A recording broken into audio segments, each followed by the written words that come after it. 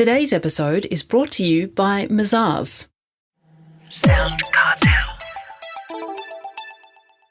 Jordan Fogarty is a born entrepreneur. In high school, he declared that he would raise $50,000 for charity. The scoffs of his teacher made Jordan even more determined, and he ended up raising more than $100,000. So much for those scoffs. From SoundCartel, I'm Nicole Goodman, and this is Business Essentials Daily.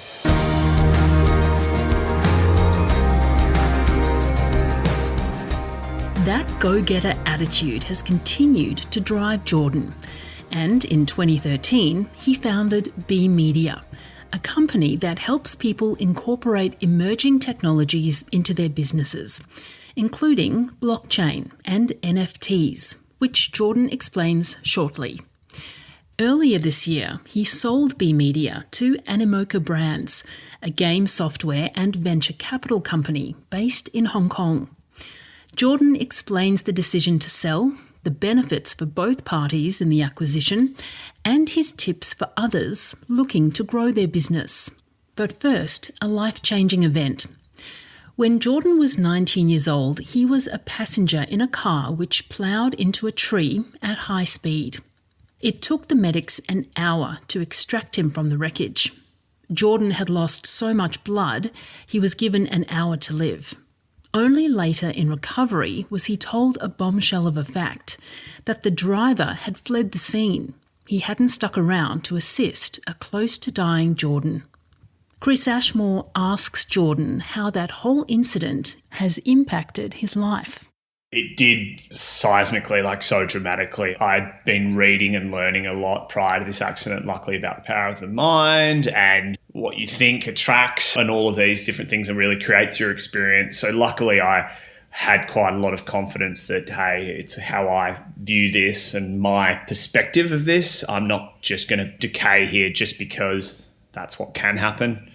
And then I learned a lot about the power of forgiveness and just letting go of things so you don't become one of those bitter, angry people. So I learned a lot in a lot of dimensions of life that I think's been very helpful.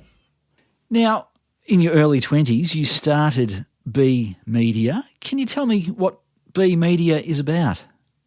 Yeah, it's certainly evolved a lot through the years, but back then it launched as a digital agency. We were very much focused on website development, Google marketing, so Google ads and different organic marketing. It was exciting because I actually went out looking for an agency at a property development firm I was at, and they were all just coming in with technical jargon, didn't understand business metrics, or they certainly weren't speaking about it. So I was like, wow, there's such a huge opportunity here. And who are your customers? Yeah, so now we've evolved a lot. One of our main projects and focus areas right now is working with the AFL. We're in a 5-year partnership with them to deliver a lot of their digital metaverse NFT experiences to their million members and many more fans. Well, you're going to have to explain, what does NFT stand for and what is it? It's a fancy 3 letters for a non-fungible token. And what this means is if you think of a baseball card that we used to be able to collect back in the day. Did you collect baseball cards, Chris? Footy cards. Footy cards? Yeah. There you go. So now an NFT enables us to turn any items like a footy card, for example, into a digital version of this on the blockchain. All this means is just it's a secure, you own it, and it's really tied to your ownership and secure on the blockchain. So now it enables us to turn anything you can almost think of into a true digital asset that you can own and have that value appreciation with.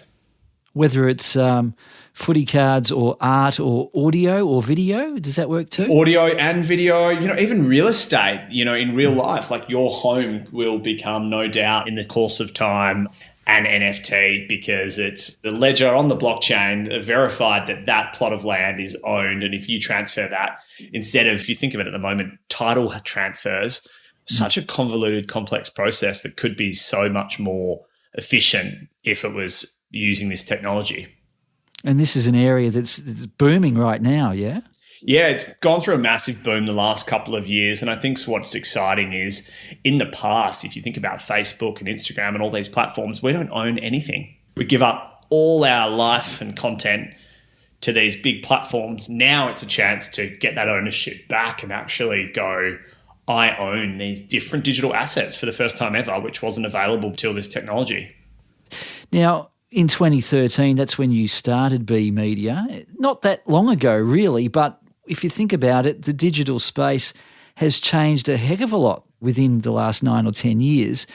How have you changed? How has B Media changed? And how do you keep on top of the digital trends?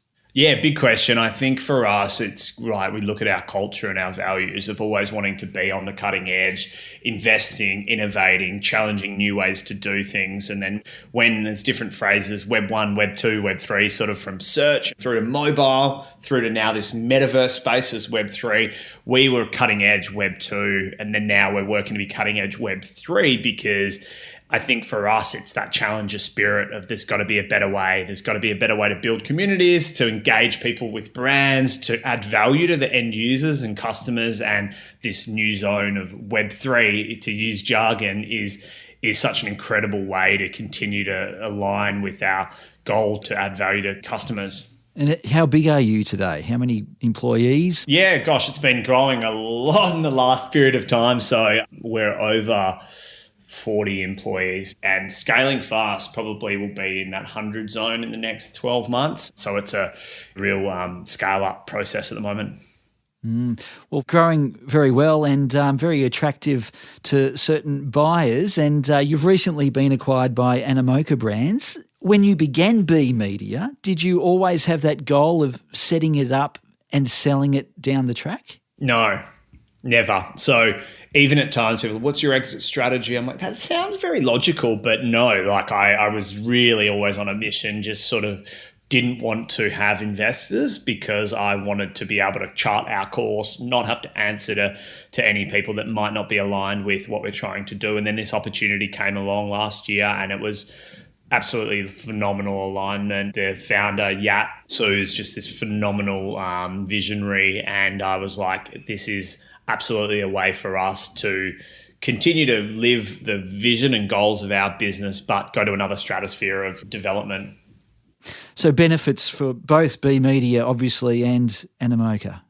Absolutely. I mean, they were looking for a company that can really expand their presence and work with partners here in Australia and beyond. And it's helped us, got access. They've got over 170 subsidiaries and investments that's growing at about, a number every month. So for us, we can access all of that, but they can also access our on-the-ground team here to take Australian businesses into this next era of the internet.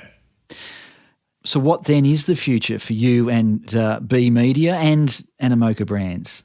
So it's a bit of a race to really build out this vision of this new next era of the internet where a lot of us as users can own a piece of it and maybe break down some of these big monopolies. So for us, it's a race of hiring, scaling up the team, building the skills to make sure we're bringing these experiences and opportunities of technology to as many businesses and customers as possible. So we can't move fast enough, essentially. We are in a rush, but there's a lot of reasons behind that because we want to see these changes as this technology can bring. And you have a fair amount of autonomy within the Animoca umbrella? Yeah, incredible amount of autonomy. Their whole vision is that they invest in founders that they want to back to execute on their goals and initiatives. And again, I mentioned before, so aligned in our thinking and our approach that they're there when I need them sort of capacity, which is pretty cool.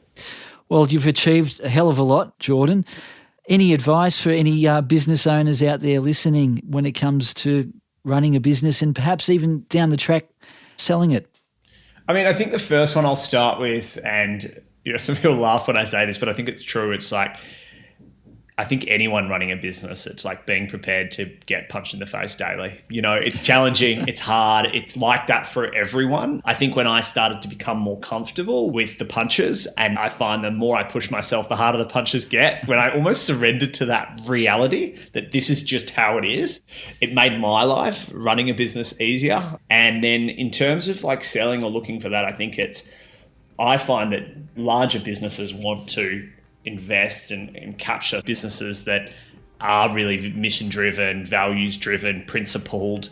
So obviously having a great product and all of those things is really important, but it's so obvious to a buyer if you truly, genuinely are living the values that you say you are. So that would be something I'd probably put a lot of emphasis on, because what do they say? Culture eats strategy for breakfast. That was Jordan Fogarty, CEO of B Media.